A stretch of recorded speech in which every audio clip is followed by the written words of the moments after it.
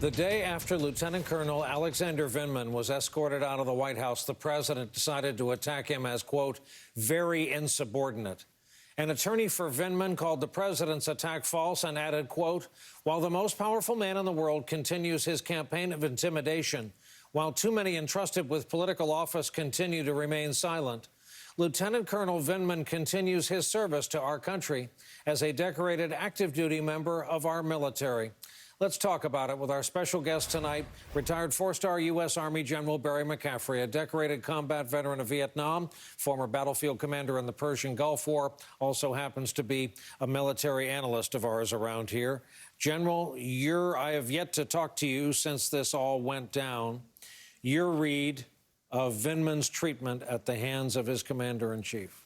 Well, it's a one-off situation. I've never seen anything like it, where you have a lieutenant colonel essentially turning in the president of the United States for what was clearly, in my judgment, an illegal act, using political extortion on a foreign country, engaged in combat with the Russians.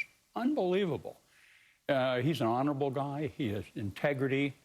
He's a wounded combat veteran. He's a very bright officer. And I tell people the only thing you need to know about him is he's endorsed by General Joe Dunford, a Marine four-star. And by the way, every soldier, from the privates to the generals, can talk to Congress with a complaint, can talk to the inspector general, can go over the heads of their commander and present a complaint, as long as it's truthful. So the retaliation against this terrific young officer is unprecedented. Vindman, who by all evidence is all about duty, honor, country. Sure. And thanks his lucky stars every day that he's able to live in this country and serve our armed forces, gets transferred over to the Pentagon and I guess an uncertain future. If Soldier Vindman came to General McCaffrey, how would you advise him on the path forward? Well, look, I just congratulate him. I think, first of all, the day he got escorted off the White House grounds was a happy day for him. And it's a proud day because it underscores his commitment to a position of integrity. That took enormous courage to go over there and testify to Congress. He's a part of the elite Foreign Area Officer Program. We spend 5 years on these kids to immerse them in a part of the world and become an expert on it. A lot of them are intelligence officers. So Vindman understands in a very concrete way how to deal with and understand the Russians and Eastern Europe. So I think he'll have tremendous utility going forward in the Army if he chooses to stay. You know, this could be a turning point in his personal life, but I think he ought to feel pretty happy about what he's done with his duty performance.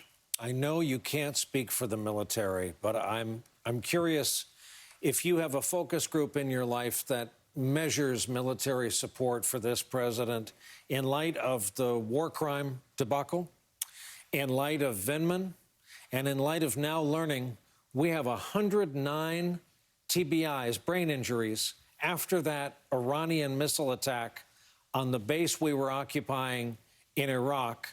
The president has diminished the severity of what you have appropriately called the signature injury of these two wars we're still fighting. Yeah, that was another just astonishing statement. Look, you know, in World War II, all the casualties are caused by enemy artillery and mortar fire and landmines. In the war in Afghanistan and Iraq, there were several thousand IED explosions a month. This is a common kind of injury. And by the way, in some cases, severity, it's unrecoverable. Yeah. So we've learned to have a set of military medical protocols to deal with this. They get evacuated. Many of them, by the way, recover within a year or so. If you don't repeatedly expose them to the same kind of blast. But look, the President of the United States is something we don't understand how to deal with. I don't speak for the generals. I do believe this about Vindman himself. If a two-star general had retaliated against a lieutenant colonel in his division for going to the IG and explaining he thought wrongdoing was going on, we would can him on the spot. It'd be considered a violation of the Uniform Code of Military Justice. Wow. And who do we see about this? I don't know. The voters. General, yeah. What a pleasure to have you. Good to be with you.